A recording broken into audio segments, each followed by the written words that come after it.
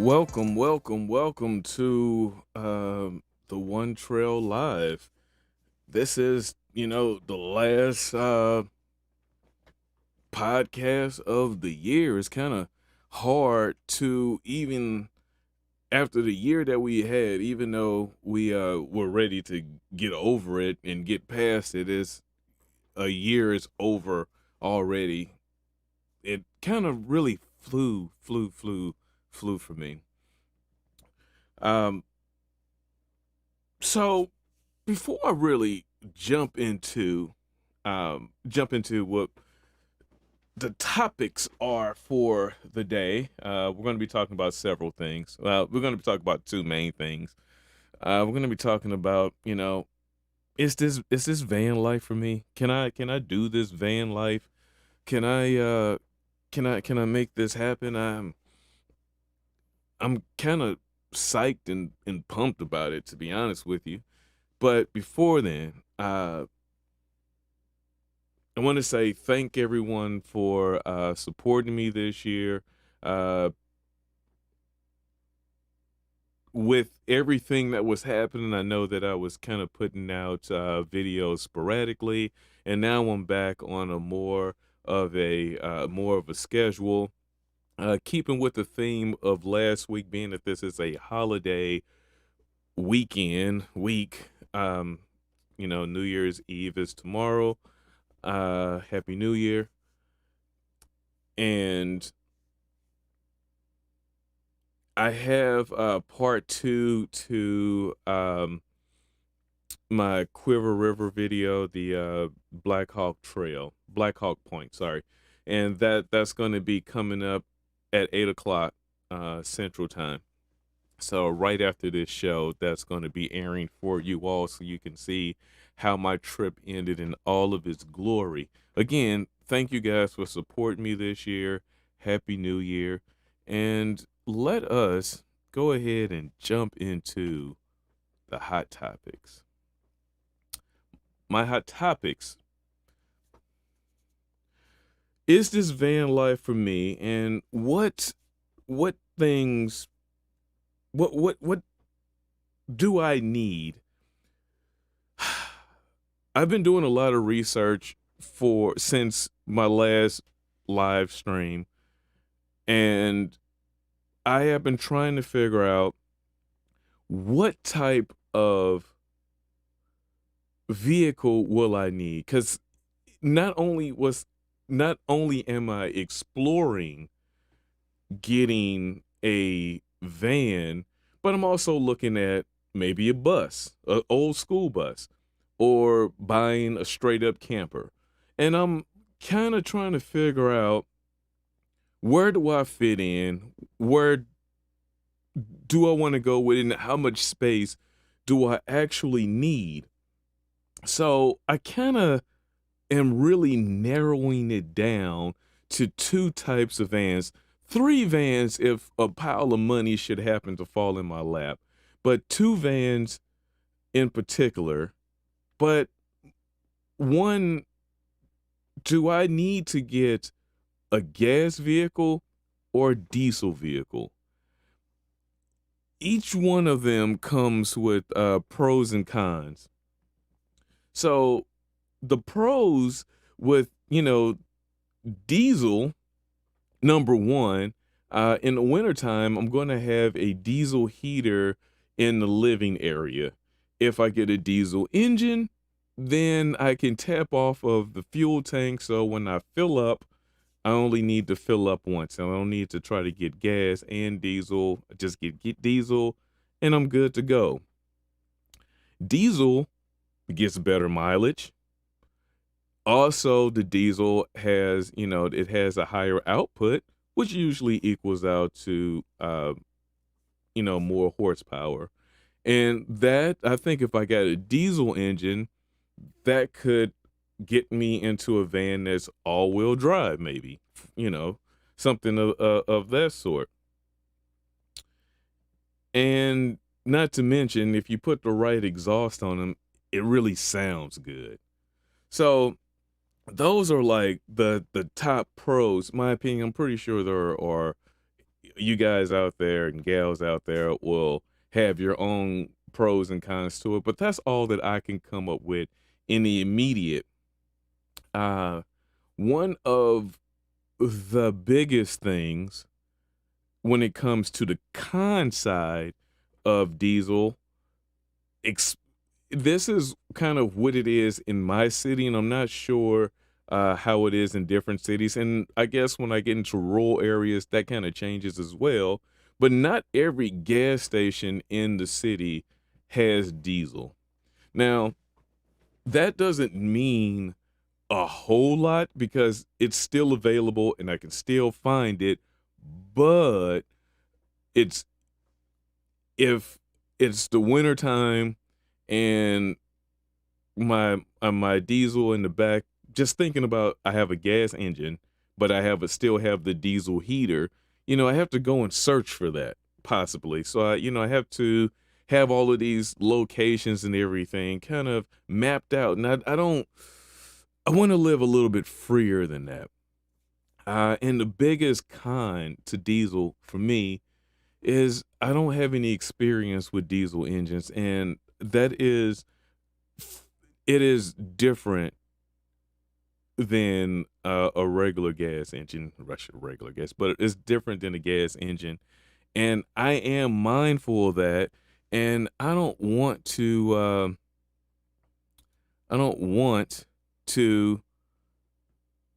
lose track of that and buy something to get over my head. Not saying that I am beyond the point of learning. I'm just saying, I'd rather build on what I have, and I know how to work on all sorts of gas engines. But jumping into what do I need? What does Boogie need on the trail? What does Boogie need in a van? Well, it has to be an extended van with a raised roof. If you look at the examples that I have down at the bottom of the screen there, these are the types of vans that I'm looking for. And most important is that if you look at picture number 3, it needs to have those side doors. It can't have a sliding door just because of the vision that I have for how I want to set it up. I I don't have the image to put up, but I put together like a crude image of or a crude diagram of how I want the living space to be. And I for the most functionality, I'm 6'3", okay? So that raised roof will give me just a little bit more um, less slouching height to kind of walk through. So I would definitely love to have more height to kind of crawl through the van with. Um, and having it extended, of course, gives me just more overall linear feet to deal with. Solar, I'm thinking right around 200 watts, subject to change, but this is just, just kind of going through my guesstimations of what I'm thinking. So I'm thinking around 200 watts, an inverter charger, so I can have different options when it comes down to keeping my batteries full charge. Having an inverter charger will allow me to, in layman's terms, backfeed into the vehicle from land. Having two to four deep cycle batteries. This is, keep in mind, rough guessing, not really sure of what my power needs are going to be. 2 batteries may be fine. 4 will get me over a hump. I'm not planning on living in this van. I just plan on driving from Missouri to the West Coast, driving from Missouri to the East Coast, going up north, going down south. That's what I plan on doing in this vehicle, but I don't plan on doing it for months at a time. I may be able to take off and do a month, but that's pretty much the extent. So as far as like real living, that is not my goal at all. I want to have a decent bed. Memory foam would be great. I've found a lot of those online, like a little single bed. I think they're about 24 inches wide. That's big enough for me. I'm used to sleeping in the hammock when I'm camping, uh, or when I'm in a tent. My sleeping pad is only, I think it's like 22 inches wide. So I'm used to not needing a whole lot of width to lay on, and that will still help me get the most room to walk around in. Subject to change. I might change my mind as I'm going through this. I need a diesel heater. A lot of the camping spots that I will be hitting to travel to will be going to the mountain region. So I'm going to need some heat, especially in the wintertime. So one of the biggest things that people are pushing is this diesel heater. You can buy a very good one, so you can get the Chinese knockoff, which everyone says that they're living and dying by. Uh, at least they're living by. I haven't heard about the ones that have died by them yet. I need some sort of a gas stove. Cooking is important to me. Um, I am I if I have a mobile home, basically, I want to be able to have a real meal. I don't want to survive off of dehydrated meals and or fast food. As that's just not how I plan on really taking a trip if I don't have to. A refrigerator is a must. That speaks for itself, right? A toilet. Don't know. I don't know what type of toilet I'm going for just yet. Um, I don't know if I'm going to go for a good toilet or will I have a bucket with a lid. I go camping. I squat. I mean, I'm really not picky when it comes down to that, but I might want to get a little luxury. Just, I might just want a little luxury. Don't know. One thing, when people talk about having vans, no one has a generator. Everyone is relying on um, solar or having some sort of a back feed from the alternator to charge the batteries. Well, I I'm going to get a small generator, something that's right around something that I can carry by myself, and it'll be right around 200 watts, 2000 watts or so. Just something enough to charge the batteries a little bit, but mostly to run like in the morning, or a place where I can be a little louder. Say I pull up into a campsite, or I'm in the middle of somewhere and no one's around and I can run a Jenny. I would run this Jenny to, really have a party. I love partying by myself, where I can have a party by myself, crank my music up. That's why I have that nice sound system on there.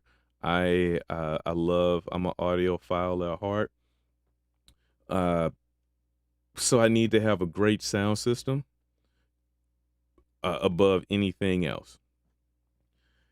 But having that generator and being able to backfeed into the camper van, I can go a lot further. I can do a lot more, and I can actually stay out longer. Right now, when I listen to people explain how their RVs work, their vans work, they can only really stay posted for right around 3 days or so.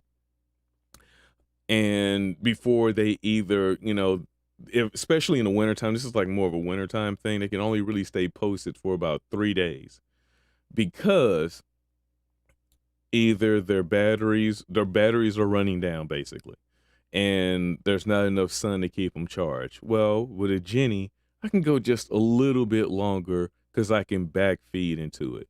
these 2,000 watt generators only have a few gallons of gas in it. So having a couple of gas tanks, isn't going to hurt me.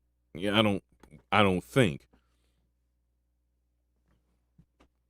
So that's kind of my look on the definites of my needs. Now, if you all have experience with having campers, having vans, and you've been doing this a lot longer than my not even beginning yet, chime in, give me some ideas, things to look out for, different types of batteries and solar panels, all of the gear that you use, that you rely on, because you literally are living by it at that point. So let me know what you guys are using out there. And what's another thing that I would really, really love to touch on? I don't want to touch on anything else. Let's get into my let's jump into things that I want. My wants, my wants, my wants, my wants. My wants are simple. They're simple and really not necessary. And I'm going to go through and I'm going to explain these wants in particular. A television, really, that's really no explanation there. That's kind of self-explanatory, and it's just a creature comfort. A hot water heater. So, they have the under counter water heaters. That's good to do. A faucet does about, you can get them up to doing about 4 gallons, to heat up 4 gallons of water instant. And that particular type of heater, man, that type of water heater, it will allow me to wash whatever small amounts of dishes that I have. But the biggest thing that it will do is, it'll allow me to, keep myself clean, and that's priceless. It Especially when there's places. A lot of people that live in vans, they have stoves, but they don't really worry about hot water like that, and so they're boiling whatever they need to do. But they usually have memberships to the Y and other facilities so they can shower and that sort of thing. But I won't be on a road enough to do that, so I definitely will need something to keep myself clean. And having that water tank, even though it's a want, that really should be more in the need category. And it is definitely something that is a great thing, that I should have. Jumping back to the types of toilets, composting toilets, they vary in price and they can get very expensive, but they seem like the neatest option, the cleanest option as far as sanitation and smell. But it comes with a price. But I don't know if I will be in the van long enough to justify spending right around $1,000 for a good toilet, especially if I'm by myself. If I'm traveling with someone, maybe that makes a little bit more sense. But right now, I can't see myself hopping in the van with anyone. I don't think anyone likes me enough to travel with me like that. So, but that's neither here nor there. Satellite radio. Satellite radio, another thing that's kind of self-explanatory. One thing that I hate is listening. Well, I have a ton of music, but listening to your own music kind of gets boring after a while. Satellite radio will allow you to travel and listen to music and not change once you get out of range. Everyone remembers when they were a kid and they're traveling with their parents, or even now, you only have radio and you're listening to your favorite song. As soon as you get out of range of one antenna, it switches over to country western or something, right? We've been there, and satellite kind of just gets you away from that point, so you don't have to worry about that.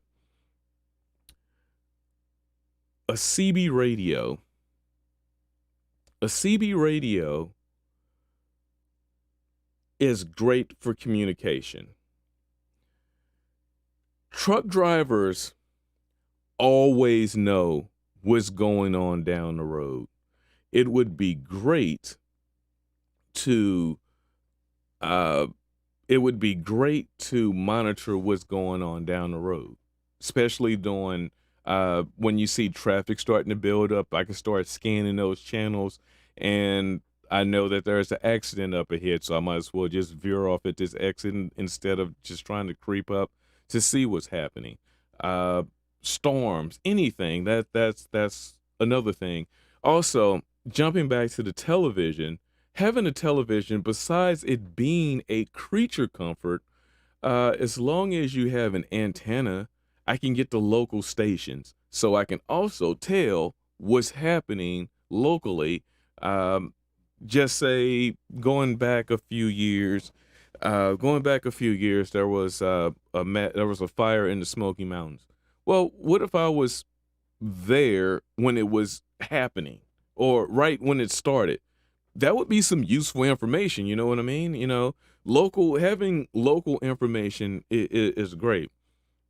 Before I jump off into the last topic, which is definitely a creature comfort, uh, all of these first few items that I'm talking about here in the wants category, remember one thing about me. I started off as a prepper. I took my prepping skills into the backcountry. So I still have the same mentality and philosophy of being self-reliant and knowing how to function in every facet of any area that I may have to be in. Simple and plain. So except for the hot water, that's a hygiene thing. Who doesn't need hot water to survive, right? Well, who does? Hot water, that's a different thing. Maybe not for survival, but definitely it's a morale boost to be able to wash your armpits with warm water. Okay, being able to wash my own socks with my own, you get the point. Um, but everything else on there, it's about communication and being able to know what areas I need to avoid. So the rooftop AC unit, I don't know if that's even practical, really. I mean, how much fuel it would take to run, fuel or electric it would take to run, and would I even be in it enough to justify spending that amount of money? I mean, that's really kind of touch and go. That's a real touch and go situation there.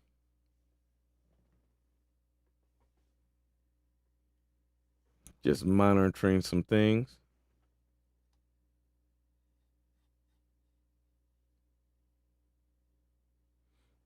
So other thing, that's kind of like my list. Happy 2021, everybody. That's kind of really my real list of things that we as far as van life goes, and if I could even really make it into it, it's pretty expensive to get started. That's a little worrisome. It's a little overwhelming as well, doing a build out of that sort. I am confident that with my carpentry and electric skills that I can get the job done. I just think it'll be a little tough. I think it'll be a little tough. Now, I can't end this year off without talking about e-bikes in at least the smallest form here. And I think it's going to really kick off in the form of me just kind of coming across some images of people's bikes that I found online, and it's just a few, but I was just trying to figure out why. Just why. Here's my why screen. This is, this is a red mini, and I'm not sure if that's I think that's the folding model. I think that's the folding model. It's just so much stuff on there I can't really tell what we're looking at, but it is extremely, extremely bright. And it's extremely bright, and it's a little busy for my liking. And I'm not sure. And if this is your bike, I'm sorry. I'm not making fun of you. I'm making fun of the bike, and it's all in good fun. Take everything that I say with a grain of salt.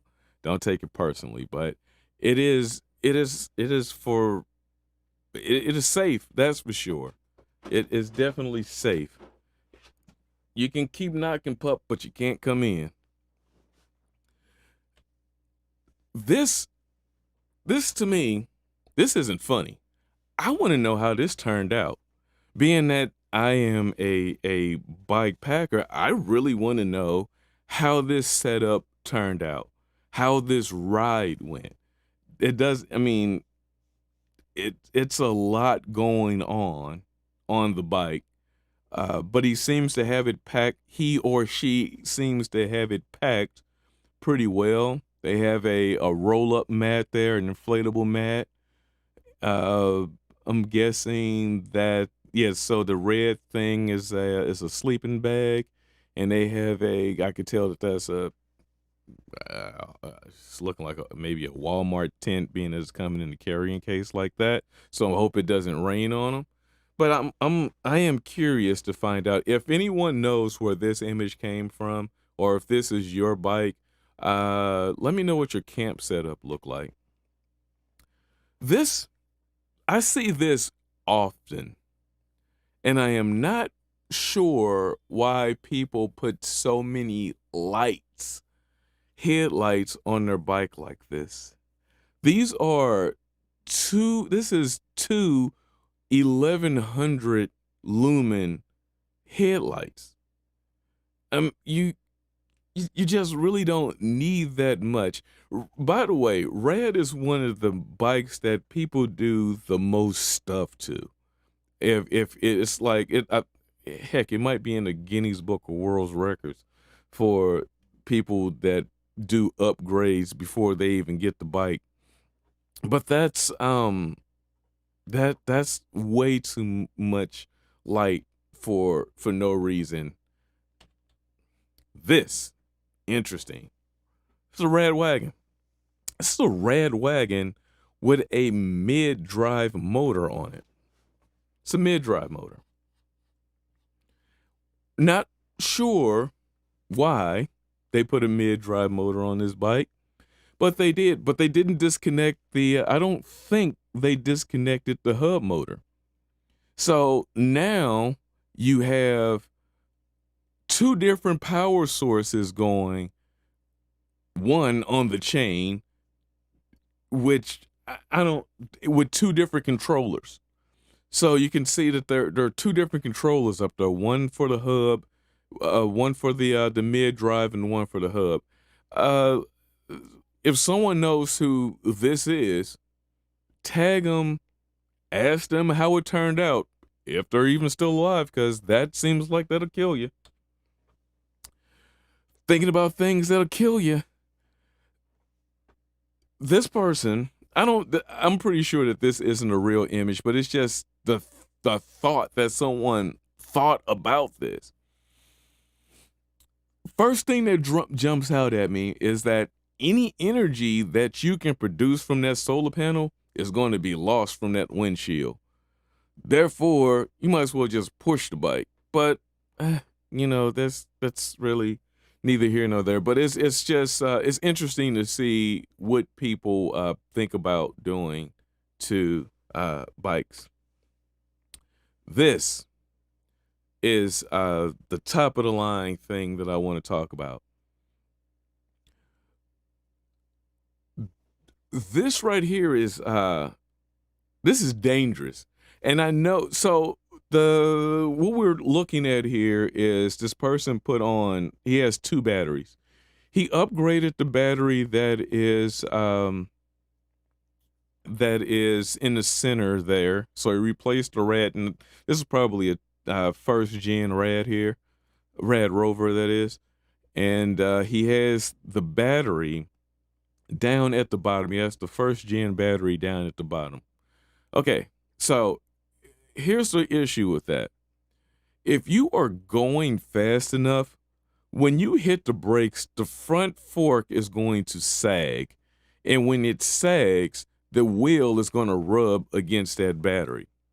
Depending on your wheel placement, meaning if you are turning when you hit the brake and that front suspension compresses, you may not be able to turn straight. Just saying. I know that one from experience from having a water bottle. It was mostly, there's a video out there where it didn't end well for me because the water bottle did some things with the front wheel. That is pretty much how that played out, and that's my opinion on the weirdest things that I've come across in on the web of, these are coming from different forums and different rad groups, e-bike groups of people showing off the things that they have done to their bike over the course of years. Some things I will never understand, but in all good fun, if these are your bikes, don't take it personal when I'm saying I'm just really just poking fun at you. But that last bike, that was just dangerous. I would tell you don't do that, but by now I don't know how long ago you've done this and posted it, but I guarantee you found out exactly what I said. So remember, a couple things. Thank you guys for sticking with me for this year.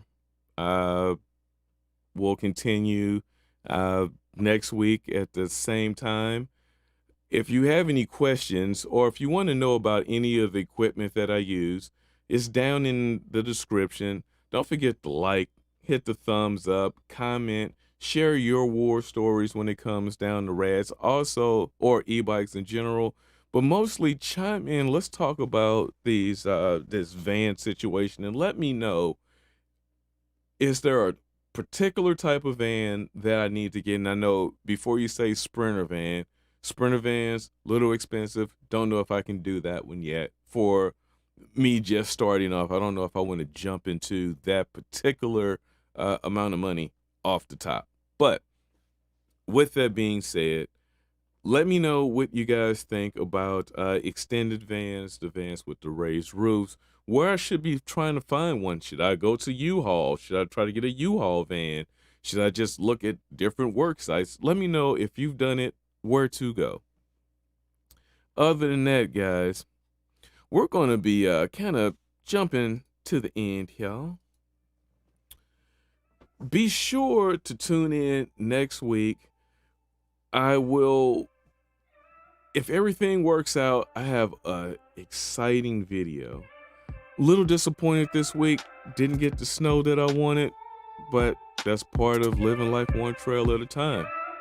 See you guys in the next one.